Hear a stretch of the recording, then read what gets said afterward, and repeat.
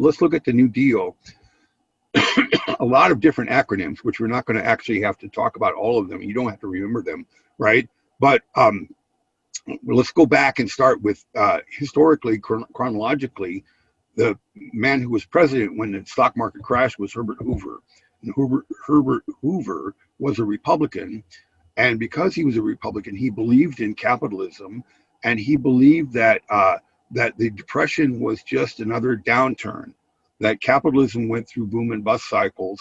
And then when it was in a boom cycle, everybody's making money. When it's in bust cycles, you just kind of entrench, and wait, and it'll come back eventually. That's the idea, right? And that historically, that's the way it looked, right? It looked like that's what had happened. Did you have a question, Cooper? Yeah, didn't everyone hate Hoover? Well, not everyone, but Hoover did take the blame for the the Depression? Great Depression, because they said he didn't do anything, right? Which is not true. He did do some things, but he didn't think that that was necessary to do anything extraordinary, because he thought that it was just a natural capitalist cycle. Does that make sense? And so the result was that one of the things that Roosevelt was able to do was to say, look, this guy hasn't done anything. Okay. What the difference between Hoover and Roosevelt was that Roosevelt had been governor of New York, and he had been trying different things to alleviate the economic problems in New York.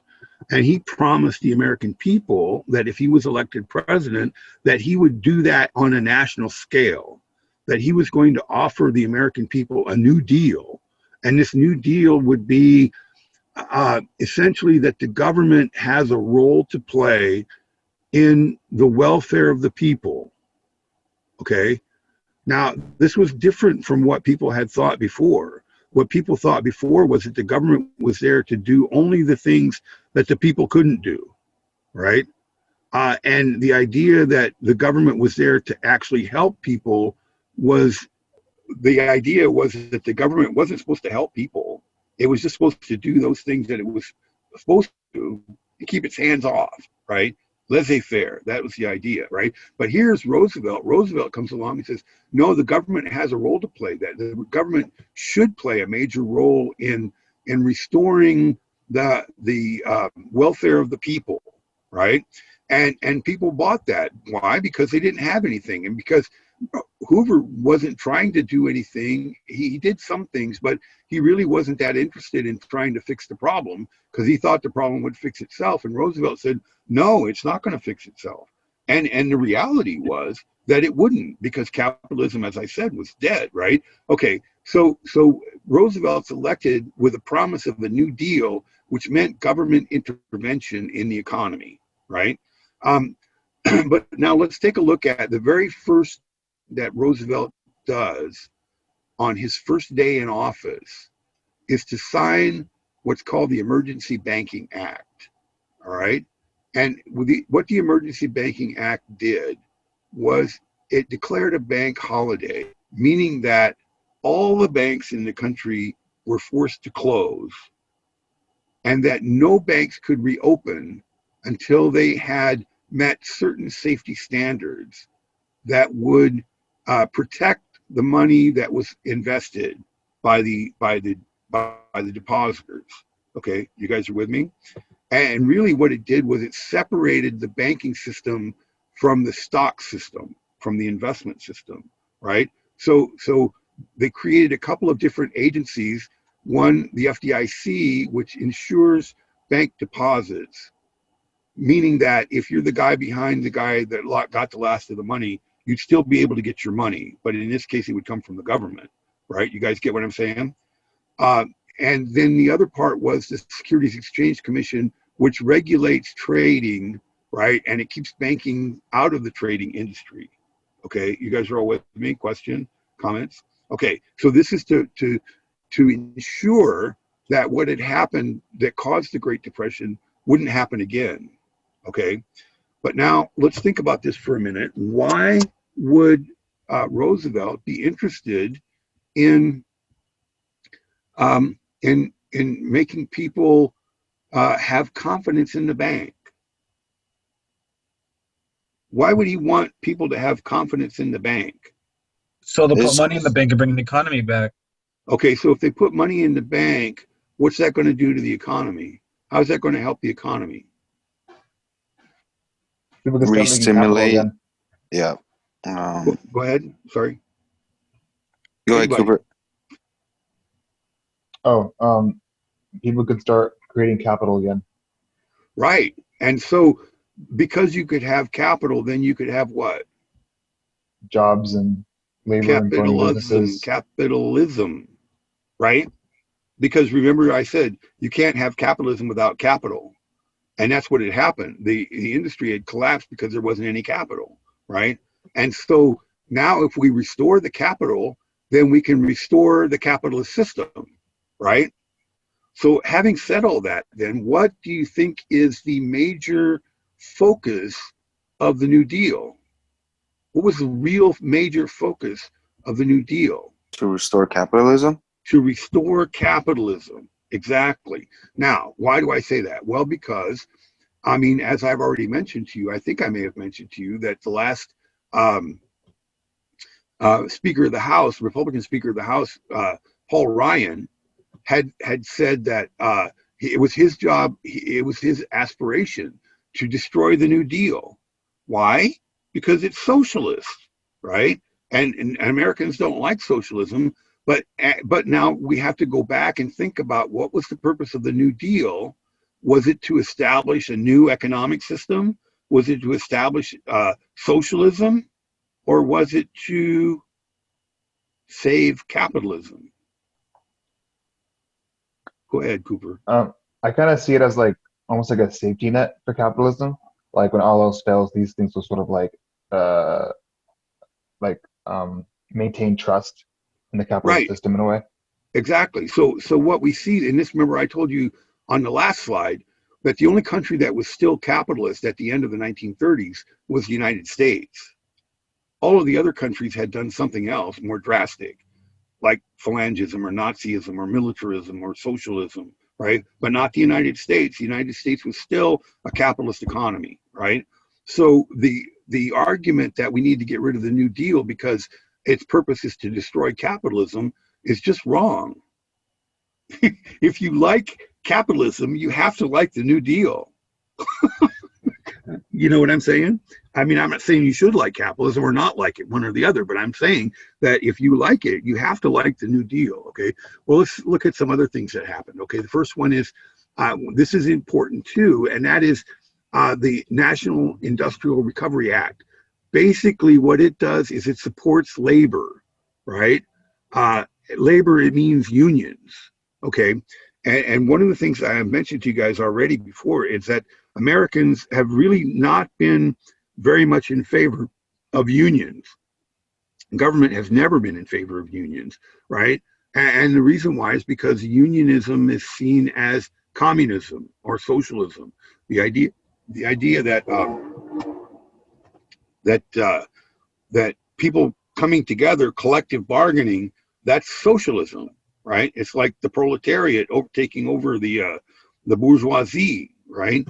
And so Americans have never really supported labor except during World War I for a very short period of time, and then during the Great Depression and also World War II. Okay, so the only time really that Americans have supported labor has been during these periods of time. But one thing that we can notice, the consequence of unionizing is that the unions actually created the middle class, right? It raised the workers out of the lower classes and into the middle class. So when we looked at this country as a middle class country in the 1960s and the 1970s, right, it was that because of unions, okay? Now, obviously there's people who would argue with me on that one, but I think I have the numbers to back me up. But at any rate, the point here is that what we see happening with the decline in support for labor is the decline of the middle class, right? So in the last 20 years, the middle class has essentially disappeared. There's this huge income gap between a few people that own most of the money, and then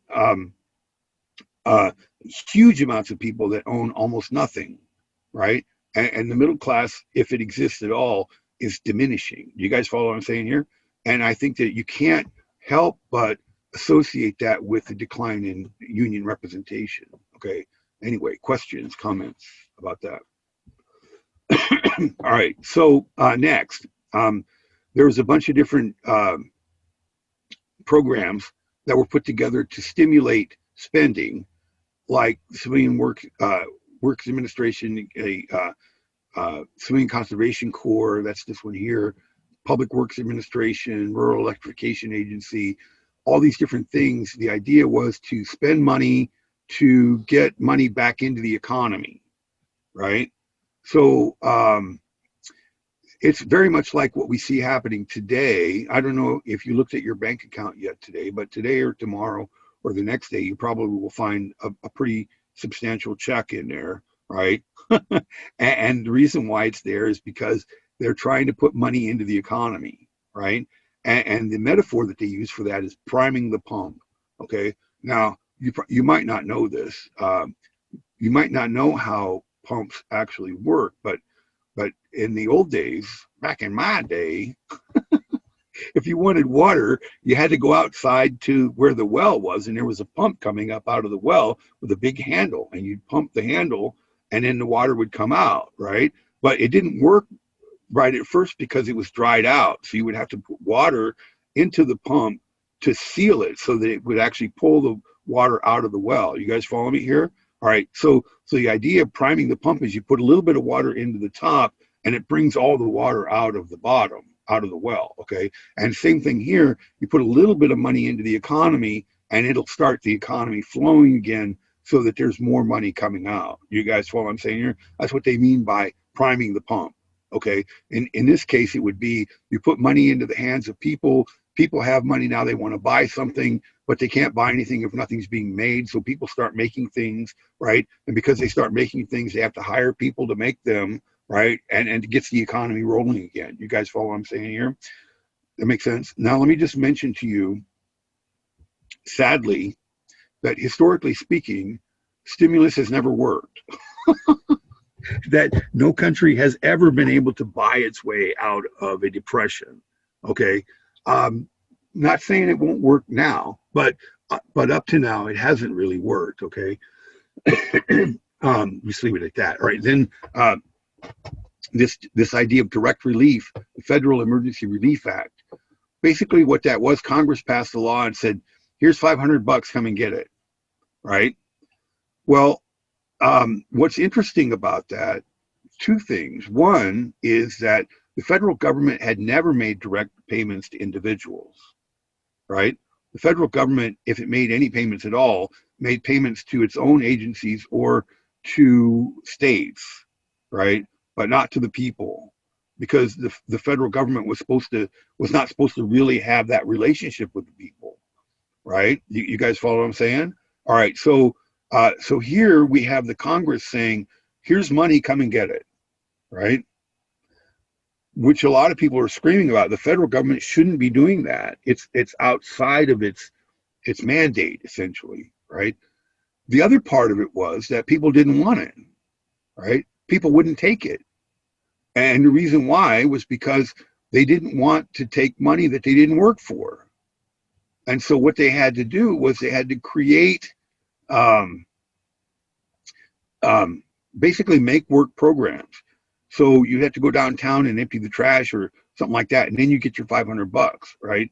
But the idea here is that this is the beginning of what we would call the welfare state, right? The welfare state, meaning that the federal government is now supporting individuals. Federal government is no longer just an umbrella organization for the states. Okay, you guys get what I'm saying? Questions, comments? All right, okay, last thing, Social Security. Social Security, idea behind Social Security was that people, if they got old or they got sick and they couldn't work anymore, there was nothing for them to rely on, okay? If they didn't have family or something like that, then they were just out of luck, okay? and there wasn't any what they call a safety net. Okay, and so the idea then was to create a safety net, and the way that they did that was by taxing people who are working, right? So the up until this time in American history, when you went through each year, each census year, which you remember happens every 10 years, right? Every census year had seen an increase in population.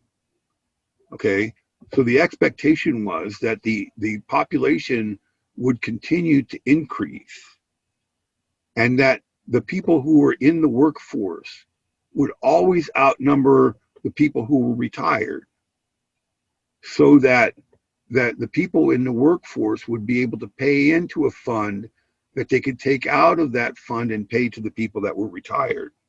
You guys get what I'm saying? And that would always work because the population was always going to grow. The problem was, after World War II, there was a huge increase in population that was very short-lived, where they created the baby boomer generation, okay, boomer, right? And then the population started to decline, and it's continued to decline since then. So the reality is now, I mean, I just retired this last year, and I'm basically in the middle of the baby boom generation, right? Okay, boomer. and what we see happening then is that there's more and more people retiring and less people paying into Social Security. You see what I'm saying? So the reality is that Social Security can't continue to pay out what it's paying out now without either raising taxes or lowering the benefit. You follow what I'm saying? Well, neither one of those things is an attractive possibility for old people. And the last thing you want to do is get old people angry, because old people vote, right? And so basically then Social Security has a built-in problem that nobody wants to touch because it's political. It's a political loser. Okay.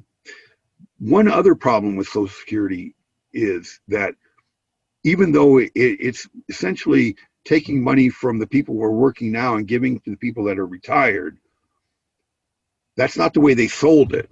The way they sold it was that you were paying money into an account that was your account that you would be able to draw on at the end of your career, essentially, right? So every year I used to get a letter saying, this is how much money you've paid into your account, and this is how much money you can get if you retire at whatever age, right?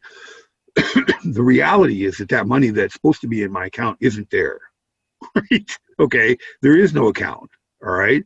And that the money that's being paid to me today through my Social Security is coming from you guys who are working and paying Social Security. You guys get what I'm saying? Okay, so the problem here then is to say, you can't go to people and say, okay, well, remember we told you had this account full of money? Well, guess what? We were just kidding. You don't really have an account full of money. You have nothing, right? Do you see what I'm saying? So it's a huge problem based on really a bad sell, and the result is that it's something that is going to be very difficult to solve. Also, like, I think another part of the issue is that people are just living longer in general because of healthcare and stuff. It's always improving technology. So like that's also an ongoing, I guess not really an issue, but an issue. No, it is an issue because the expectation. How dare you live longer? Yeah, exactly. The expectation in 1933 or 4, whenever they put this in, 4, I think, when they put it into effect, was that people, I mean, 65 was old. Nobody lived past 65, right? And now we got people living to 80, 90. I have friends who are in their 70s, 80s, right? and so people are living longer and collecting more money, and there's less people paying into it. So you're right, that is a problem.